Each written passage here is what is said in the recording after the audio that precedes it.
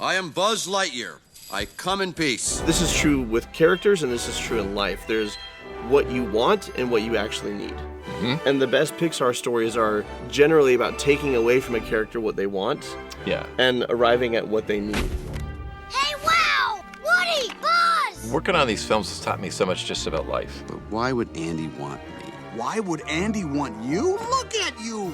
You are a cool toy! We all go through life multiple times. Starting selfish, it's all about me, me, me. Mm-hmm. Yep. And then ultimately understanding, no, it's not about me. I love this person so much, I'm willing to give up everything of myself for them. We're really excited to get into that in Inside Out 3.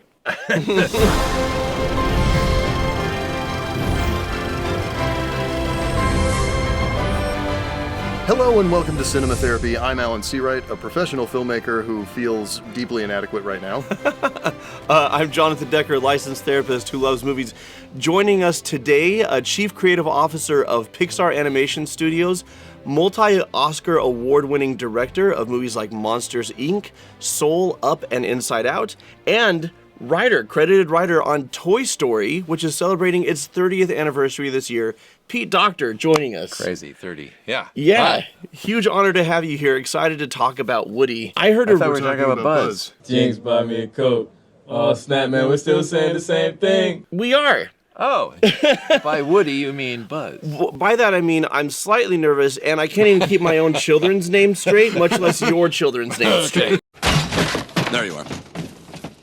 I heard a rumor that Buzz is based on you somewhat. Well, I mean, all these films are based on a lot of different people's input. It's everybody's. Yeah, for sure. Yeah. But I was the supervising animator on the film and did some of the early test footage of Buzz. And as most animators do, you sit and look in a mirror.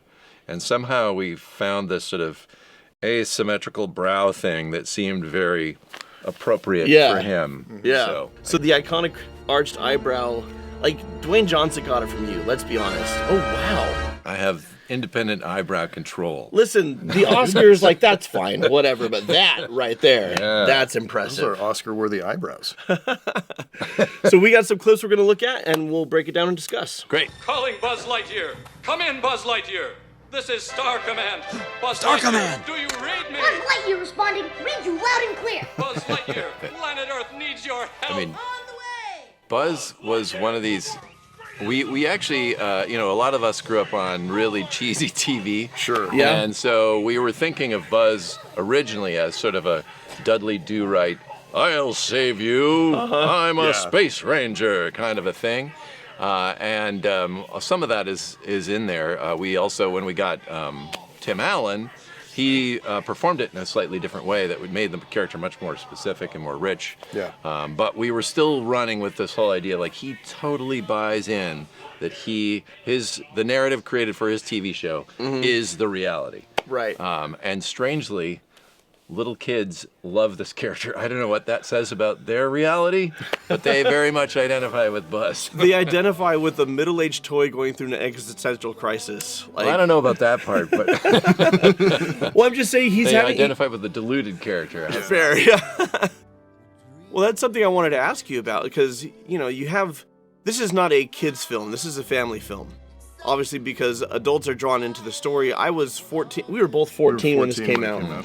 And ostensibly at an age where too cool for animated movies, you're starting to get into other stuff. And sucked right into it when Toy Story 2 came out. I was 18. Everyone in my high school excited to go see that one as well. So I guess my question for you is, you're creating a story about a toy having an existential crisis. And you're trusting that kids are going to just attach to it. What's the philosophy, what's the balance of adults, kids finding the sweet spot where everyone's loving it, or do you just try to tell a good story and trust? Yeah, I was going to say, I think you're giving us a lot of credit. We were making this for ourselves, just to be honest, and I think a lot of us It's the only thing you can do. Yeah, a lot of us grew up thinking that our toys came to life. Sure. We didn't even really have to talk about that as, did you have that delusion? That was just something we all kind of agreed happened. And we were big into our toys. So having a film centered around that. And maybe this sort of existential crisis thing, we were all pretty young. I mean, John Lasseter, the director, was in his 30s. The rest of us were in our 20s. We're all in your 20s, right? Yeah, so, maybe it was sort of like the threshold into adulthood. It's that quarter-life crisis. Yeah, exactly. Moment. Yeah. Uh-oh, childhood is going away. What does that mean? And, I think that's part of the reason we go into animation is to hold on to that as long as possible. Yeah. I look at this, and from a psychological standpoint, there's this notion that your worth is tied to what you value. Right? Your worth is tied to a role or what your dreams are, and you have this, it all comes crashing down. Who he thinks he is and what he ties his worth to is ripped away from him. And we see him laying there just broken and destitute. Mm-hmm. And to me, the message of Toy Story is who you are is already enough. Mm-hmm. And that your worth isn't tied to a specific role or a specific value. Am I giving you too much credit now, or is that what you were going for? No, that was definitely, we hooked in on this whole jealousy thing early on, and I think a lot of us, even as 3-year-olds, that's kind of a thing. And when your little brother or sister shows up, suddenly you're like, wait, pay attention to me. Mm-hmm. Totally see that everywhere. And the idea of being the favorite toy, and this new toy coming in, that just brought a lot of entertainment. So yeah, I think you're totally right on. Jono, you know that I work out. I did not. You can't tell by looking at me. But I do sometimes, and I really need help with my recovery because I don't like feeling sore like an old man. And you wouldn't know it from how I show up on camera, but sometimes I struggle with low energy, especially... I would not have guessed that. No. But that's why we're excited to try out Groons. Wow, you really held that vowel out there, my friend. Groons are a convenient, comprehensive formula packed into 8 gummies a day. This isn't a multivitamin, a greens gummy, or a probiotic. It's all of these things and then some, at a fraction of the price. And they taste great. Cheers. Ding. The claws are master. He chooses who will go and who will stay. You know what this tastes like to me? Tell me. Have you ever had a pineapple green smoothie? Yes! It is tasty. I like it. There are 8 gummies in each individual snack pack because you can't fit all the amazing nutrients into just one gummy. So generic vitamins have around 7 to 9, but these have over 20 vitamins and minerals and over 60 whole food ingredients. Yeah, there's no artificial colors or flavors. And their careful blend of nutrients has a lot of health benefits. List them! From gut health to beauty, energy, cognition, immunity, and more. Groons contains 6 times the gut health ingredients compared to the leading powders. And it has biotin and niacinamide, which help with skin health, and thicker hair. I actually already ate all 8 of them. Did you eat all of them? Just now. So it also has vitamin C, which reduces immunity-damaging, stress-inducing free radicals. So you can stay healthy to infinity and beyond. I'm gonna live forever. I don't think that they can promise that. Just click the link and get 25% off Groons today. What he said is just click the link and get 52% off Groons today. Groons. We all thought the title Toy Story was the dumbest title ever. It's such an obvious, it's a and not in a bad way. It's a very obvious title, but it's very much the one that you come up with, and it's like, this is the working title. Yeah, exactly. We're gonna come up with something better. Exactly. Yeah. One of the titles we'd proposed was The Favorite. And that really describes what we were talking about a second ago, of that idea of Woody that's what gives him the power in the room. That gives him the status. He's Andy's favorite, clearly. And so when Buzz shows up, that's when everything gets triggered. Yeah, and for Woody, if I'm not the leader of the group, then who am I? Yeah. I'm not Andy's favorite toy. Exactly. Then And who am I? worthless. That's the existential crisis for. Yeah. Weirdly, then Buzz has the existential crisis. I don't know. But I think they both do. I mean, Woody, under the crate, gets into all of that. Was Buzz always a space toy? You mentioned a Dudley Do-Right, but was that in design or just in attitude? I don't know how long you have, but the story... I don't know how long you have. We have all day. The story, I don't know if have you seen Tin Toy, the short film? Mm-hmm. So John Lasseter directed that. My memory is that Joe Ranft, who's a great friend, he had a story on this movie. Yeah. He said, you do these great shorts, John, and then there's more to be had. Let's play more with that. And so the original story featured Tinny, who was from that Tin Toy. And then we developed a ventriloquist doll. So it was a ventriloquist doll and a tin toy. It was the two originally in the movie. And as the story developed, it needed the tin toy to be the young new favorite toy. Sure. And it sort of didn't make sense that a tin toy would fulfill that role. So we redesigned, reconfigured it to be more like a G.I. Joe action figure, the thing that all boys would want. Yeah. Don't you get it? You see the hat? I am Mrs. Nesbit. Mrs. Nesbit is the name of my sister's second grade teacher. Really? Yeah. It's such a great name for a silly, tea time character. And obviously Tim Allen did a great job losing it here. Tim did a great job, but whoever animated that shot of Buzz deserves their own special category of Oscar. Like, that was such insane animation. Pretty sure it's Glenn McQueen. Okay. So Glenn has sadly passed on. He was actually with the namesake for Lightning McQueen. Okay. And a brilliant animator. And he was fast, man. Animation goes at about 3 seconds a week. A good animator can do about 3 seconds, which seems really slow. He could go faster, and at the end of the week, he'd be like, "What else you got?" Because every week you have to make you've got quota. to make shots, right? So he just had a system that allowed him to fly and really entertaining stuff. He was a fantastic character. I have had a sneaking suspicion for a long time that whoever animated that shot also was the one that figured out Woody's floppy run cycle. Was that also McQueen, or was that somebody else? No, I think that was someone else. And that was from the beginning. We were looking for ways to contrast those two characters. We had looked at, what's the character in Wizard of Oz? The Scarecrow. Life would be a ding-a-dairy if I only had a brain.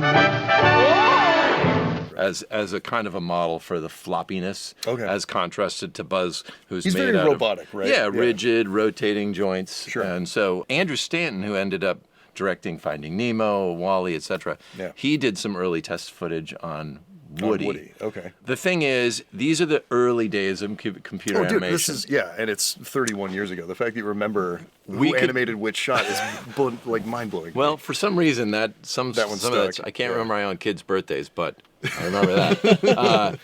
It was the reason I was saying it's the early days. Like, computers can do rotates pretty easily. Sure. Bends are much more mathematically complex, and so a lot of the things that we were restricted. We literally, when we started this film, could not nail down Woody's legs, his feet. Oh, there's no collision to the ground. Yeah, right? You're just faking it all the time. Exactly. Yeah. And as time went on, that got better. The program, the way they actually adjusted all of the animation is these like little sliders and stuff, and it's standard computer stuff from the 90s, but you look at it now and it literally looks like we're working on stone tablets. Like, when we started, I think there were 4 people on the crew. There were 27 animators. 4 of them had used computers before. It was just not something that you grew up doing. So most people we got from either stop motion, literally worked on Nightmare Before Christmas or James and the Giant Peach. We had a number of hand-drawn animators who had brilliant acting chops, but they did struggle a little bit. I did. I mean, I felt like it took about a year for most people to kind of fully get their brain around how this works. It's like Armageddon. It's like teaching oil drillers to be astronauts. It's the exact same thing. And that dangerous, too. Yeah, just like... United States astronauts train for years. You have 12 days. Armageddon. We did have a few animators who really did brilliant work on this film. The range of animation on Toy Story goes from really brilliant to pretty darn bad. And I think in the subsequent films we were able to kind of do this. The level of jank has reduced significantly. Yeah. What's crazy though is I know this about my filmmaker friends and people in that world is you're your own harshest critic. Because when this came out in 1995, as an audience member, we were all just stunned. Because we'd never seen this before. To infinity and beyond! I think there's obviously things where the technology has advanced, the animation has advanced, but so much of it still holds up, especially in the design. The design and the important parts of performance are still, it connects. Like, it still works like gangbusters. Thank you. We had some amazing people from all walks of life, people who had worked on Disney films, brilliant computer scientists, and everybody in between. So it was just a really great experience of everybody being unified in what we were after. And John Lasseter, the director, made it very clear what we were doing. Now, I have no psychological notes on this scene because I can't relate to dressing up and calling myself as Mrs. I can't relate Nesbit. publicly. It's fine. I can't relate publicly. Snap out of it, Buzz! But I do know something that Alan talks a lot about on our show is this is true with characters and this is true in life. There's what you want and what you actually need. Mm-hmm. And the best Pixar stories are generally about taking away from a character what they want and arriving at what they need. Yeah. And what Buzz truly needs is to just fully accept and love himself as he is, and the role that his friendship with Woody plays in that self-acceptance. Yeah, I think the thing that happens in real life, nobody changes because they want to. They change because they're forced to in some way.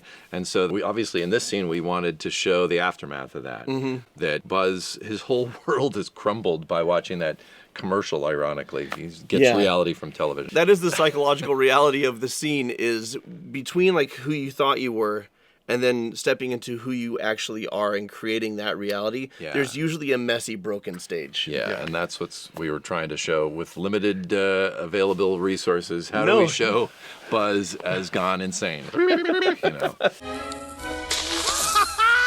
You did it! Next stop, Andy! Wait a minute. I just lit a rocket. Rockets explode! We had... So this moment of the rocket was in from the very beginning. Sure. And we thought we were being very clever by setting up this match that Sid put in Woody's little holster. And we used it. And I think we were almost in production, and Andrew Stanton said, we can't do that. Everybody's ahead of us. And so he came up with this idea of the match going out. Yeah, and then using the magnification, which is total cheat. But I think the audience is with you. There's no way you can magnify through a plastic helmet, but yes, hopefully you buy it. And this is one of the sequences that really allowed us to show off what computers can do. For you sure. know, the shaking and the moving, those things that were really hard with 2D. Well, just motion blur. Like, motion blur wasn't a thing. And, I mean... It's really interesting watching this now because, you know, I can look at it technically and like, oh, you're motion blur, like the way you were rendering it. To infinity!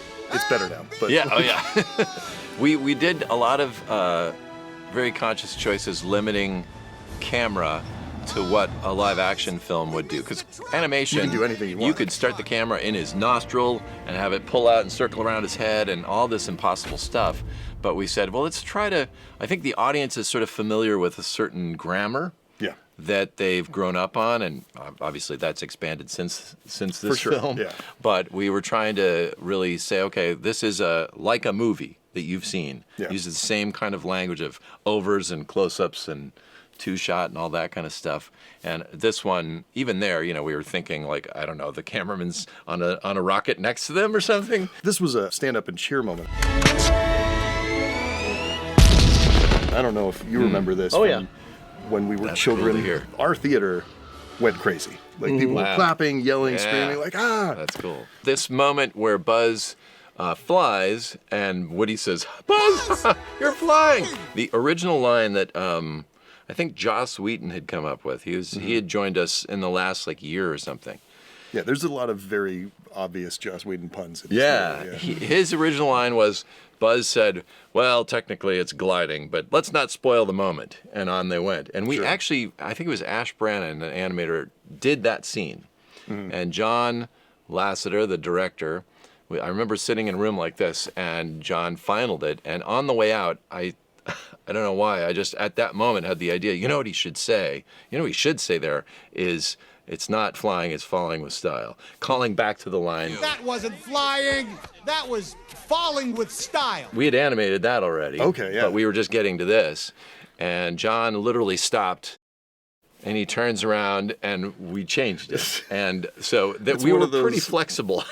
Well, and I'm sure back then. I'm sure as a director, you've had those moments too, where you get to, you know, it's really late in the game, and something like that happens. It's like, yeah, exactly. Okay, we got to make. We have to. Everybody has to do a bunch more work. I'm really sorry. Yeah, but you know, it's all, and everybody joined hands.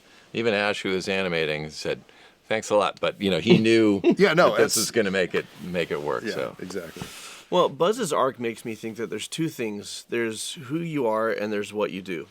And they influence each other, but they're not the same thing. We often confuse them as being the same thing. I let out talking about, here's Pete Docter, and here's all of your accomplishments and what have you, especially because we have some diehard cinema fans who watch our show who know exactly who you are.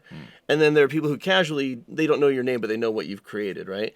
But at the end of the day, who you are, Pete, is so much more important than what you do, because every person we talk to here speaks highly of you, and it's not because of fear, because I know the difference. I know when people are afraid in speaking well. He's great, and I really like working for him. Yeah.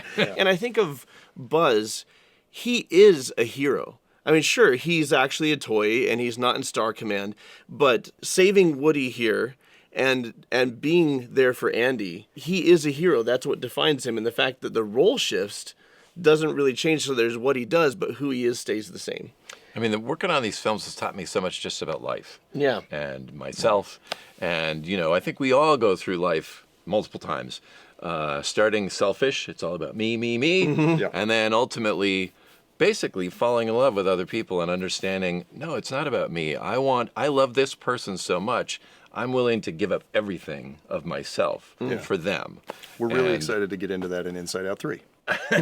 What more could you ask for from a story, and well, I think in both Woody and Buzz they were able to do that. You know, Yeah. Woody was able to say, from I'm going to strangle you and push you out the window to like I'm going to let you get back instead of me because the person I love wants you, and that's what I need to deliver. So you know, both characters had this this complete shift, which I think it's ultimately why you go to movies and what you enjoy about life is watching people change. Our most popular episodes are PIXAR episodes. Oh, cool. Because our whole brand is about here's the story and here's how it helps in real life. And here's how you go on this journey with the character. Yep. And then vicariously you experience that growth journey. And every PIXAR film it's colorful, it's fun, there's jokes, there's flashy animation. But at the end of the day, people are crying. And to that end, we have something we want to present you with. Oh, we do. Uh-oh. This is unlicensed. We can't sell this because we don't own the copyright, but we can give it as a gift. And we only have you for like 2 more seconds. I think your assistant is here. But we frequently on the show will say, "Damn you, PIXAR," while crying. While crying. All right. Thank you very much. I will wear it with pride. Thank you. So that's great. Next time you're mowing your lawn or something. It's funny, you know, we never really set out to make people cry. We're just trying to make ourselves feel deeply. Yeah. But now it has become kind of a thing where people are like, I didn't cry, so therefore it doesn't really work a Pixar movie? So we want to thank you for your time, for joining us on the show. Thank you for the gift of Toy Story, which again, 30 years this year. So all of you at home, give it a rewatch, give it a revisit, and you'll see Pete's fingerprints all over it. And we look forward to what you and Pixar have in store for us next. Thank you. Thank you. So thank you for joining us, and until next time, watch movies. Jump in behind us. Cool. Thanks, guys. This way. Sorry. We're 3 minutes over.